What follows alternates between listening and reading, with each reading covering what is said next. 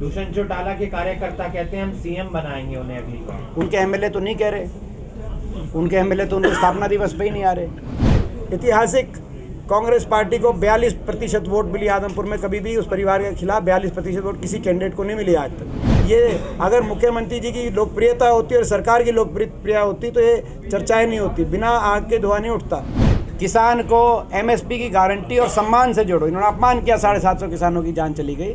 किसान को एमएसपी की गारंटी और सम्मान से जोड़ो। तो कांग्रेस को आत्ममंथन की जरूरत नहीं है अभी? बीजेपी आत्ममंथन कर रही है। पिछले 1 महीने में 4 नतीजे।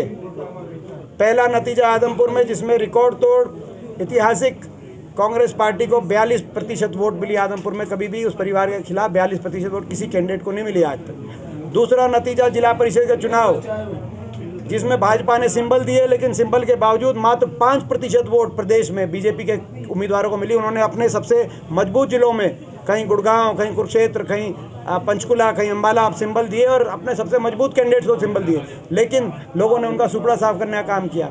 तीसरा नतीजा हिमाचल के अंदर, जहां बीजेपी कहती थी कि बदलाव नहीं होगा, वहां एक बहुत बड़े बहुमत के साथ कांग्रेस पार्टी के साथ लगता हुआ प्रदेश है। और चौथा भारत जोड़ो यात्रा के अंदर जो रिस्पांस फरीदाबाद के अंदर, ये 1 महीने के अंदर ऐसी 4 घटनाएं हुई कि उसके बाद भाजपा आत्ममंथन मोड पे अगर कोई है तो भाजपा है। वहाँ से खबरें आ रही हैं कि मुख्यमंत्री रहेंगे या बदले जाएंगे। ये अगर मुख्यमंत्री जी की लोकप्रियता होती और सरकार की लोकप्रियता होती तो ये चर्चाएं नहीं होती, बिना आग के धुआं नहीं उठता। तो कहीं ना कहीं उस सरकार की कितनी लोकप्रियता है कि नहीं है, ये भाजपा वाले भी जानते हैं। सर, आप वैज्ञानिक आधार पर कोई प्रोटोकॉल जारी करती है, जो सारे प्रदेश सरकारों के पास, जिला प्रशासनों के पास जाता है, उस प्रोटोकॉल का पालन करने के लिए सबसे पहले हम आएंगे। पिछली कोरोना में भी ना सिर्फ हमने प्रोटोकॉल जारी किया, लेकिन जितना हो सकता था लोगों का सहयोग किया। लेकिन जब कोरोना के बारे में केवल चिट्ठी कांग्रेस पार्टी को और केवल भारत जोड़ो यात्रा को लिखी जाएगी, किसी को दूसरे दल को तो चिट्ठी लिखी नहीं, ना बीजेपी को लिखी, ना जेजेपी को लिखी, ना किसी और पार्टी को लिखी, ना किसी प्रदेश सरकार को लिखी, ना किसी सामाजिक संगठन को लिखी, तो केवल कांग्रेस पार्टी को चिट्ठी लिखी जाएगी, तो वो हमें स्वीकार्य नहीं होगी। दूसरी बात, ये जो 2-3 बातें करती है बीजेपी, क्योंकि बीजेपी के पास हमारे बारे में कहने को अब कुछ नहीं कि भाई जो है ये संगठन की बात करेगी या फूड की बात करेगी, ये आप लोग नहीं, बीजेपी करते हैं। अब आप तो बीजेपी वाले प्रश्न आप हमसे पूछ रहे हैं, क्योंकि बीजेपी ये नहीं कह सकती कि भाई जो हमारा संकल्प है कि भाई नफरत को प्यार से जोड़ो, भारत जोड़ो, वो गलत है। बीजेपी ये नहीं कह सकती जो हमारा संकल्प है कि बड़े बुजुर्गों को हरियाणा में देश में सबसे ज़्यादा 6000 पेंशन से जोड़ो, भारत जोड़ो।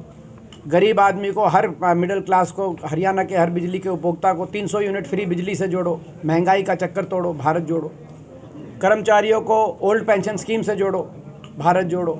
नौजवानों को रोज़गार से जोड़ो, 2 लाख जो नौकरियां रिक्त स्थान पड़ी है सरकार में, और जिनको समाप्त किया जा रहा है प्राइवेटाइजेशन करके, स्कूल बंद रहे हैं, आप देख रहे हैं। तो भाई नौजवानों को, बेरोज़गार नौजवानों को रोज़गार से जोड़ो, भारत जोड़ो।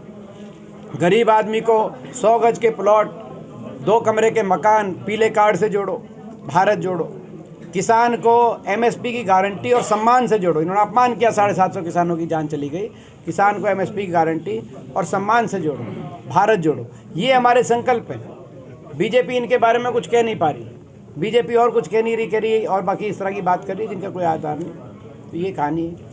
दुष्यंत चौटाला के कार्यकर्ता कहते हैं हम सीएम बनाएंगे उन्हें अगली बार। उनके एमएलए तो नहीं कह रहे, उनके एमएलए तो उनके स्थापना दिवस पे ही नहीं आ रहे। उनके स्थापना दिवस पे कितने एमएलए आ रहे हैं उनके, उनमें क्या फूट है नहीं है, वो आप बताओ, तो हम बता रहे हैं आपको।